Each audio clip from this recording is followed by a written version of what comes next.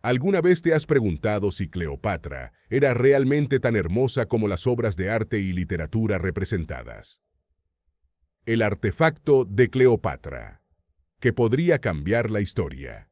Mientras excavaban en Taposiris Magna, una antigua ciudad del norte de Egipto, la arqueóloga Kathleen Martínez y su equipo se toparon con un asombroso descubrimiento: un complejo de túneles que se extendía por más de 1.200 metros de longitud.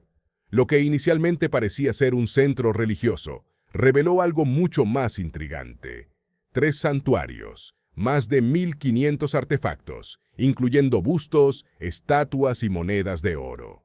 Sin embargo, lo más fascinante fue el hallazgo de un complejo de túneles que conducían a estructuras hundidas bajo tierra. Los terremotos que sacudieron la región a lo largo de los siglos podrían haber causado este hundimiento, pero la arqueóloga cree firmemente que han descubierto la tumba perdida de Cleopatra. Si esto resulta ser cierto, este descubrimiento marcará un hito sin precedentes en el siglo XXI. Hoy, exploraremos el misterio detrás del grito de la momia, las formas de entretenimiento de los antiguos gobernantes egipcios, el origen de las armas químicas en la humanidad, la verdadera morada de los hobbits y los enigmas de la caza en la antigüedad.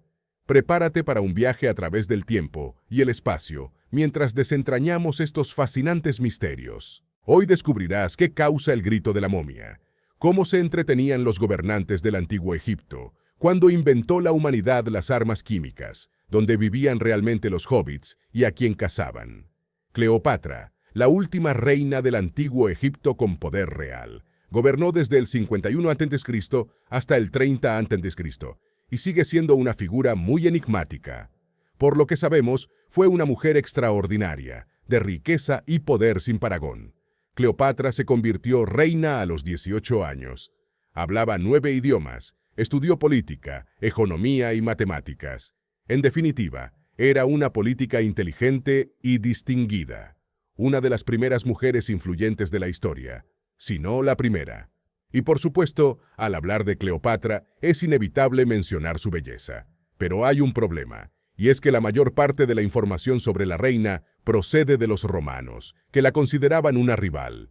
Imagínate que tu celoso colega o tu desagradable vecino te hacen una caracterización. ¿Hasta qué punto sería veraz? Lo mismo ocurrió con Cleopatra. Sin embargo, los romanos nunca consiguieron a la propia reina junto con la tumba. Según la leyenda, Cleopatra intentó engañar a todo el mundo, ocultando el lugar de su descanso eterno, para que nunca fuera encontrado. Y a juzgar por el hecho de que la tumba aún no ha sido descubierta, lo consiguió. Sin embargo, esto podría cambiar muy pronto con el descubrimiento de Taposiris Magna. Si los túneles conducen a una tumba, esta podría pertenecer a Cleopatra y a su marido Marco Antonio. Según Plutarco, cuando Octavio Augusto invadió Egipto con sus ejércitos romanos y capturó a Alejandría, Marco Antonio cayó sobre su espada y murió en brazos de Cleopatra antes de ser enterrado en el mausoleo. 2 semanas después, la reina Cleopatra le siguió para hacerle ofrendas y se dejó morder por una serpiente venenosa. Una trágica historia de amor y todo eso. Hasta la fecha no se ha encontrado ninguna otra tumba de un gobernante de la dinastía ptolemaica, es decir, los que gobernaron Egipto después de Alejandro Magno. Se dice que todas las tumbas se encontraban en el barrio palaciego de Alejandría y parecen estar bajo el agua, al igual que el resto de la zona. El mar simplemente se las tragó. Si se descubre el lugar de enterramiento de Cleopatra y Antonio, ocupará a los arqueólogos durante décadas. Como mínimo, sabremos más sobre su aspecto y su muerte. Como máximo, podremos aprender mucho más sobre su vida y en principio sobre las costumbres egipcias de la época. La información más reciente sobre la supuesta tumba de Cleopatra se hizo pública en noviembre de 2022, por lo que aún no está claro qué han encontrado los científicos. Y sí, sabemos tan poco de Cleopatra que no tenemos ni idea de cómo era exactamente su aspecto. Claro que la reina es representada constantemente como una bella seductora por una noche con la que los hombres estaban dispuestos a desprenderse de sus vidas. Pero las pruebas arqueológicas sugieren que esta imagen puede no ser del todo exacta. La última fuente existente es una diminuta moneda de plata de unos 2000 años de antigüedad. Representa a una reina egipcia de frente pequeña, nariz puntiaguda, labios estrechos y barbilla poco agraciada. Sí, durante 2000 años los cánones de belleza han cambiado mucho, pero incluso según los cánones antiguos, Cleopatra no era guapa. La imagen aceptada que tenemos de Cleopatra es la de una bella gobernante adorada por los políticos y generales romanos. Sin embargo, parece que la imagen de Cleopatra, como bella seductora, es en gran medida una ficción posterior. Los escritores romanos nos cuentan que Cleopatra era inteligente y carismática, y que tenía una voz seductora, y ni una palabra sobre su belleza, en absoluto. Los historiadores no tienen nada parecido a un retrato para especular sobre su aspecto. Lo más parecido son monedas, relieves egipcios, muy probablemente irreales y creados para los súbditos, y bustos de mármol. No es una fuente muy buena, por decirlo silobeos. Los eruditos modernos dudan con razón de que Cleopatra pudiera gobernar su país y establecer alianzas únicamente a través de la belleza. La reina era bastante inteligente y culta, además de muy buena en el arte de la manipulación. Los historiadores no podían entender que una mujer fuera más lista que sus contemporáneos masculinos, así que atribuyeron su éxito a su belleza. No obstante, Cleopatra se cuidaba. Uno de los tratamientos que se le atribuyen a Cleopatra es el baño en leche de burra. Se dice que esto suavizaba y blanqueaba la piel y borraba las líneas de expresión. Esto parece muy dudoso hoy en día, pero oye, los antiguos egipcios no eran muy buenos en cosmetología, y los científicos también creen que fueron capaces de recrear el perfume que usaba Cleopatra. Esto fue posible gracias a una técnica de fluorescencia de rayos X muy ingeniosa. Gracias a ella, los científicos pudieron analizar las moléculas que se encontraban en los frascos de perfume que utilizaba la reina. Tras numerosos experimentos, lograron obtener una agradable fragancia con notas de fondo de mirra y canela, así como otros ingredientes relacionados. Aunque no es 100% fiel al aroma de Cleopatra, se acerca bastante al original. La fragancia estuvo disponible en el Museo National Geographic en 2019 y se llama Eau de Cleopatra. ¿A qué otras antiguas soberanas serías capaces de oler? Cabe decir que la leche de burra no es la moda más extraña de los gobernantes egipcios. El faraón Pepi II gobernó entre los años 2300 y 2206 a.C. aproximadamente, y subió al trono a la edad de 6 años. Naturalmente, Pepi fue gobernado en gran parte por su madre durante este periodo, pero seguía siendo un niño pequeño que gobernaba un reino enorme.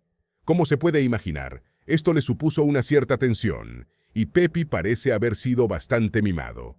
Poco después de convertirse en faraón, un explorador llamado Harhuf escribió una carta a Pepi informándole de que había conocido a un pigmeo bailarín.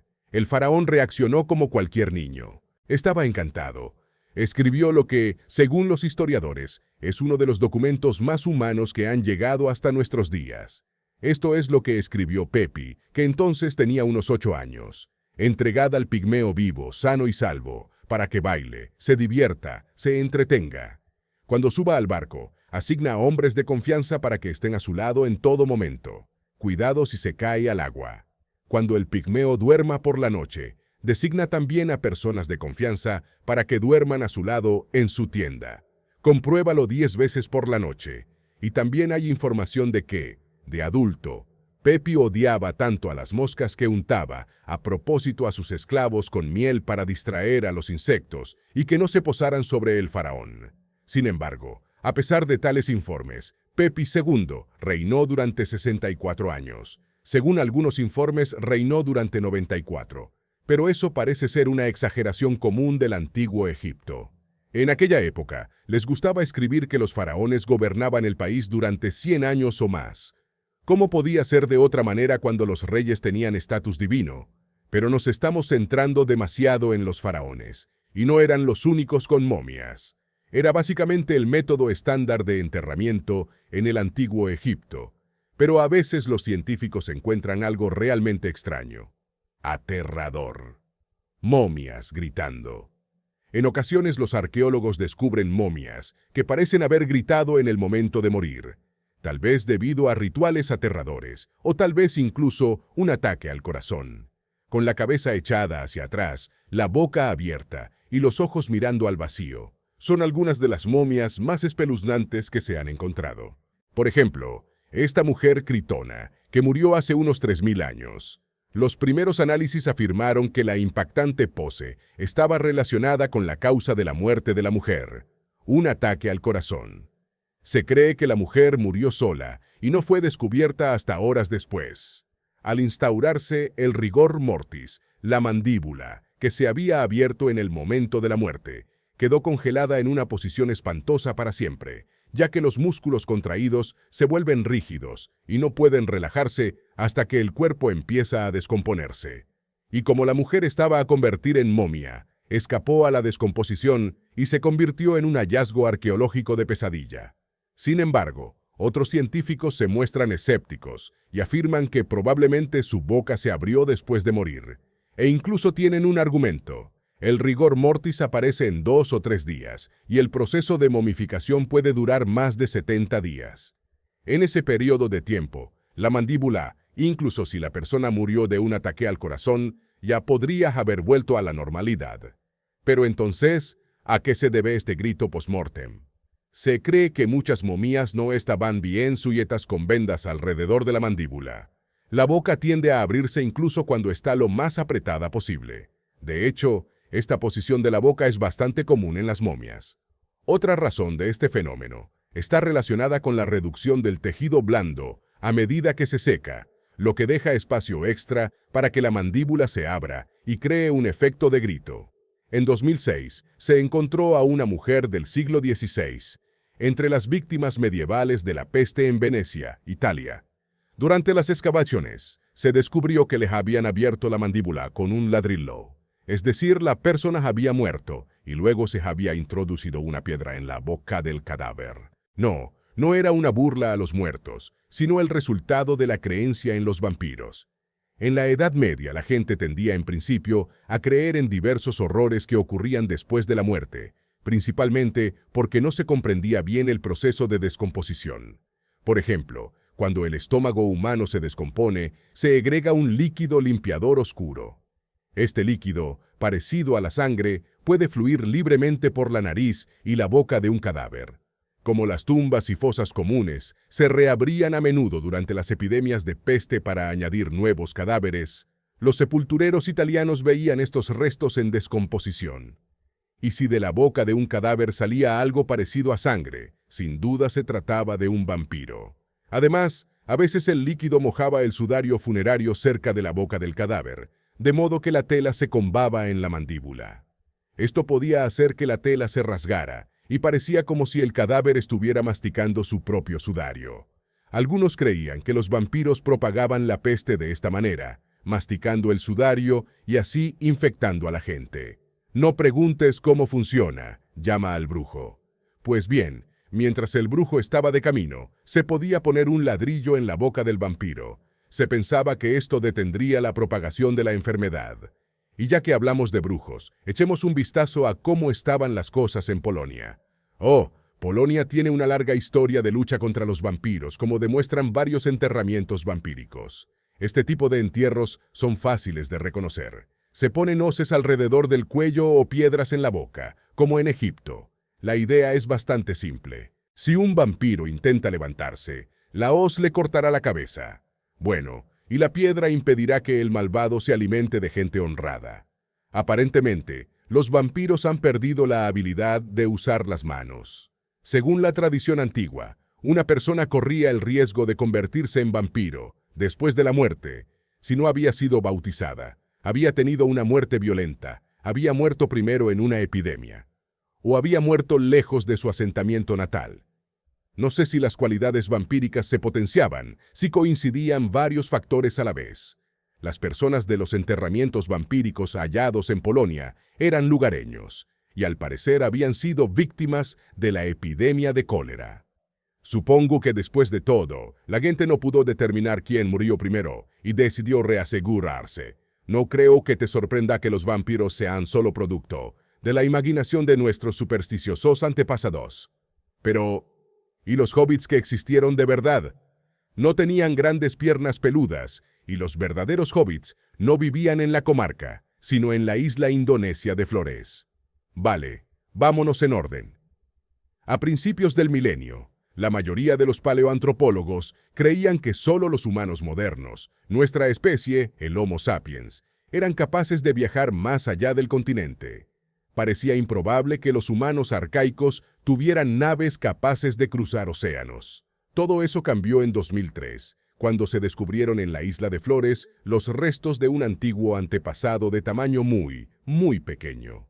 Su diminuto cerebro y sus extraños rasgos primitivos suscitaron un debate sobre el lugar del hallazgo en el árbol genealógico humano. Por supuesto, al principio, los investigadores pensaron que habían encontrado a un hombre antiguo que padecía microcefalia, una enfermedad caracterizada por una cabeza pequeña y baja estatura. Pero descubrimientos posteriores de esqueletos del mismo tamaño demostraron que el hobbit no era un diminuto humano individual, sino miembro de toda una especie. El hombre de Flores fue una de las últimas especies humanas extinguidas. Este pariente lejano nuestro se extinguió hace unos 50.000 años, poco antes o en el momento en que el Homo sapiens apareció en la región. Y los hobbits eran realmente pequeños. Medían alrededor de 1 metro, pesaban unos 25 kilogramos y tenían un volumen cerebral de unos 380 centímetros cúbicos. Es decir, unas 3 veces más pequeño que el tuyo y el mío. El esqueleto del hobbit podía confundirse fácilmente con el de un niño, y solo sus muelas del juicio, completamente desarrolladas, demostraron a los científicos que se trataba de un adulto. En realidad, la estructura esquelética también era bastante peculiar. Caderas anchas, clavículas cortas, pie plano pronunciado y una posición inusual de la articulación del hombro. Estos hobbits tenían que doblar las rodillas al caminar, por lo que se movían con lentitud, con tanta lentitud que nunca pudieron seguir el ritmo de la evolución. ¿Por qué estos antiguos humanos nunca evolucionaron? Como de costumbre, hay varias teorías. Inicialmente, se sugirió que una población de la especie Homo erectus llegó a Flores desde Java, quizá en barco, y luego simplemente redujeron su tamaño. No de golpe, por supuesto, sino a lo largo de cientos de miles de años. Así funciona el enanismo insular. Los grandes animales aislados en islas se hacen más pequeños porque tienen recursos limitados y no tienen grandes depredadores de los que protegerse. En resumen, es simplemente rentable. La segunda teoría es la microcefalia, que he mencionado un poco antes. Sin embargo, el Homo sapiens no tiene enfermedades o afecciones conocidas que coincidan con lo que los científicos han encontrado en los hobbits. Suena poco convincente, pero no solo las personas pequeñas se han vuelto pequeñas en la isla de Flores. Los investigadores han encontrado miles de herramientas de piedra asociados a miles de huesos de elefante. En concreto de estegodones, los antepasados de los elefantes modernos. De hecho, algunos estegodones eran los mayores de los elefantes de Trocta, casi 4 metros de altura y 12 toneladas de peso. Pero eso es fuera de la isla de Flores. Una vez dentro del espacio cerrado, los estegodones se encogían hasta alcanzar el tamaño de un búfalo. Así que los científicos han especulado que los mini-humanos podrían haber cazado mini-elefantes. Después de todo, ningún hombre de la antigüedad habría ignorado semejante fuente de carne y grasa si estaba a poca distancia. Parece que incluso hay pruebas de que los hobbits usaban fuego. Así que, ¿qué tal una barbacoa de elefantes? Es una pena que todo esto ocurriera hace tanto tiempo que no se pueda decir nada con absoluta certeza. En todo caso, hasta que los investigadores encontraron algo grave. Pero no te preocupes, este tipo de hallazgos a veces llegan de forma muy inesperada. No fue hasta 2011, cuando la comunidad científica descubrió que uno de los primeros ataques químicos de la historia de la humanidad tuvo lugar mucho antes de la Primera Guerra Mundial. Alrededor del año 256 después de Cristo, la fortaleza romana de Dura Europos fue víctima de un asedio persa en lo que hoy es Siria. Cuando los arqueólogos exploraron el lugar, no solo encontraron un montón de cadáveres de soldados romanos muertos en la batalla, sino también restos de cristales amarillos de azufre y resina. todo lo cual sugería que los romanos habían sido envenenados por el gas. Se cree que este fue probablemente uno de los primeros ataques químicos conocidos de la historia, hace casi 1700 años. Los soldados romanos muertos formaban parte de la guarnición de la ciudad y estaban cavando un túnel para atacar a los persas y teadores. Los persas, a su vez, estaban cavando sus propios túneles, pero ya para socavar las murallas de la ciudad. Al parecer, los persas esperaron a que los defensores de la ciudad estuvieran cerca y entonces bombearon gas venenoso en su túnel, matando a los soldados en cuestión de minutos. Las víctimas se asfixiaban, perdían el conocimiento y luego morían, y los persas hacían una especie de barricada con sus cuerpos. Finalmente la ciudad fue invadida. Ahora... Oh, espera, Steve me trajo algo más. Ok, vale la pena decir unas palabras sobre eso. Probablemente recuerdes el incendio de Notre Dame, que ocurrió en 2019. El fuego destruyó muchas cosas y la catedral todavía está siendo reconstruida. Pero en el proceso de renovación, el equipo de construcción descubrió un hallazgo inesperado. Un antiguo cementerio y 2 sarcófagos de plomo con forma de cuerpo. Todo por accidente. Durante todo este tiempo, el cementerio había estado bajo una capa del suelo de la iglesia que databa del siglo XVIII. Y nadie lo había adivinado. Los investigadores creen que el cementerio en sí data del siglo XIV. Un sarcófago de plomo se había hundido bajo el peso de la iglesia que se alzaba sobre él, pero seguía sellado cuando fue descubierto. Parecía que este sarcófago no necesitaba ser abierto. Utilizando una diminuta cámara endosfóbica, los investigadores pudieron mirar dentro de uno de estos sarcófagos y examinar su contenido sin perturbarlo. Los investigadores encontraron un cuerpo momificado que, presumiblemente, pertenecía a un joven de alto estatus, como un dignatario importante, enterrado en el siglo XIV. El segundo sarcófago contiene los restos de un sacerdote fallecido en 1710. No se sabe por qué hay tanta variación según el año y la persona, pero ambos hombres fueron de gran importancia para su época, ya que fueron enterrados en ataúdes tan prestigiosos en el corazón de la catedral, mientras que la mayor parte del tesoro se halló a solo 20 centímetros por debajo del suelo de la catedral. Los sarcófagos estaban enterrados hasta 1 metro entero de profundidad. Esto, de hecho, es lo que permitió que permanecieran sin descubrir durante tanto tiempo. Por lo general, cuando comenzó la restauración de Notre Dame, todo el mundo estaba muy preocupado por si sería posible recrear la catedral en todo su esplendor. Al fin y al cabo había muchos detalles góticos preciosos vidrieras, pero la humanidad tuvo mucha suerte, y esa suerte tiene un nombre: Andrew Talon. Este historiador del arte belga utilizó trípodes láser para crear una nube de datos a partir de puntos en cada superficie del interior del edificio. Captó con precisión todas las características de esta compleja estructura, incluidas las que desafiaban cualquier explicación. Con solo 1.000 millones de puntos obtuvo la copia más exacta del edificio. Este peculiar escáner atragó la atención de la comunidad científica allá por 2015, y en 2018, el historiador del arte falleció tristemente. No tenía ni idea de que su trabajo pronto se convertiría en la base para la reconstrucción de Notre Dame, una catedral que el historiador del arte había admirado toda su vida.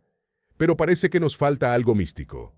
¿Qué tal la Atlántida y el Arca de Noé? Se supone que ya se han encontrado tantas veces que empiezo a pensar que algunas partes del planeta están cubiertas por una capa uniforme de Atlántida y arcas.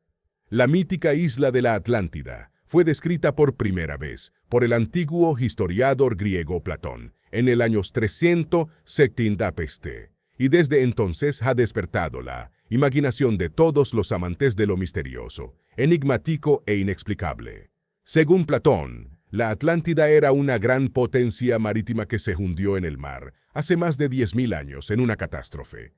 Naturalmente, un artefacto del tamaño de toda una nación quería ser encontrado, así que la Atlántida se ha encontrado en muchos lugares del mundo.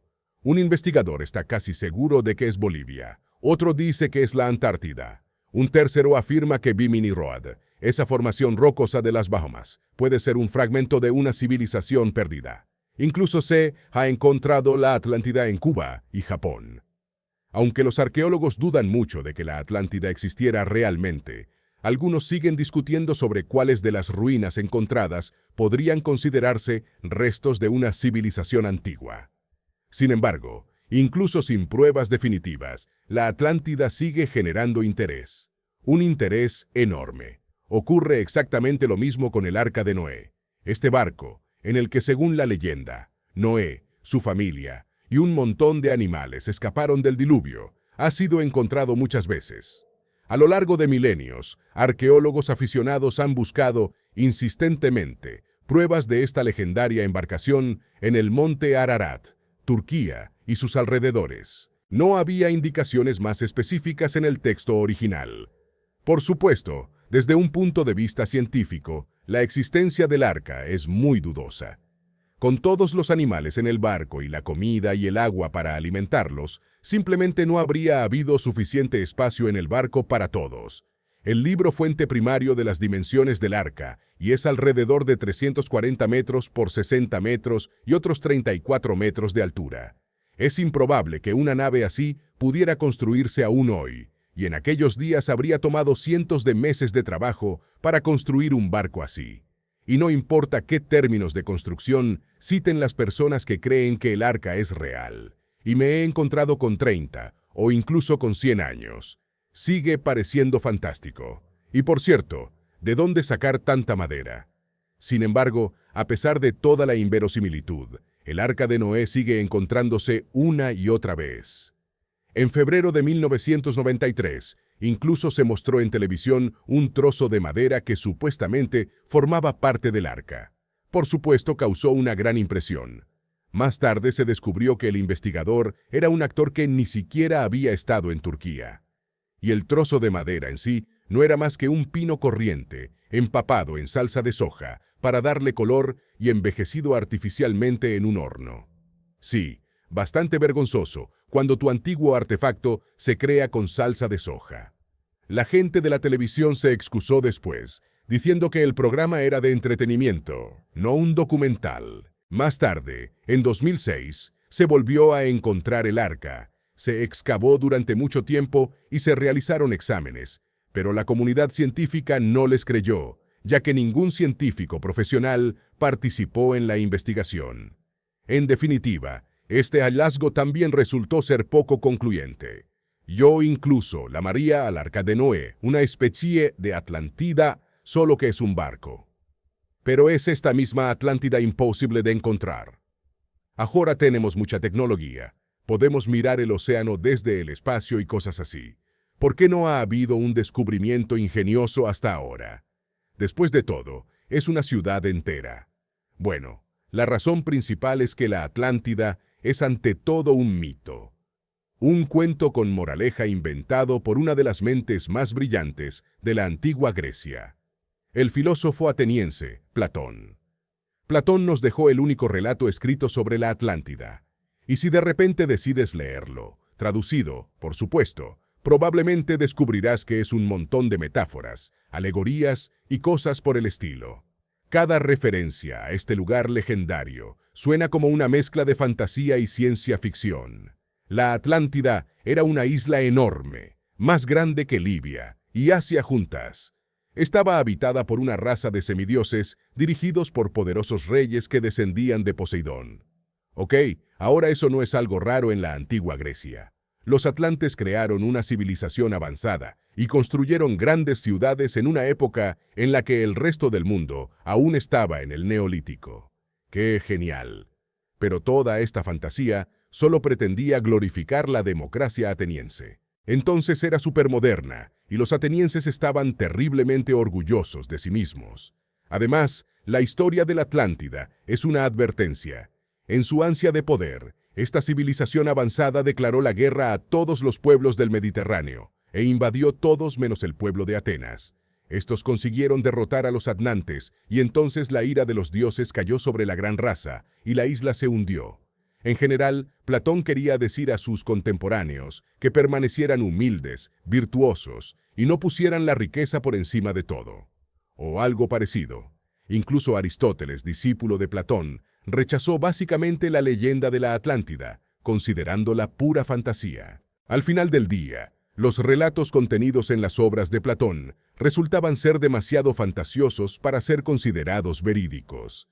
Después de todo, Platón mencionó que la Atlántida, una isla gigante que casi equivalía a un continente entero, yacía más allá de las columnas de Hércules, es decir, más allá del estrecho de Gibraltar.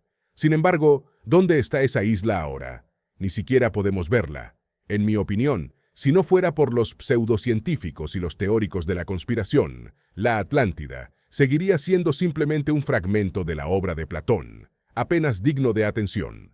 Pero hoy en día se ha convertido en un elemento arraigado en nuestra cultura, presente en libros, películas, espectáculos, documentales y videojuegos. Incluso Tolkien incorporó el mito de la Atlántida en su Legendarium, lo cual es digno de mención. Y eso nos dice mucho. Así que, hasta luego.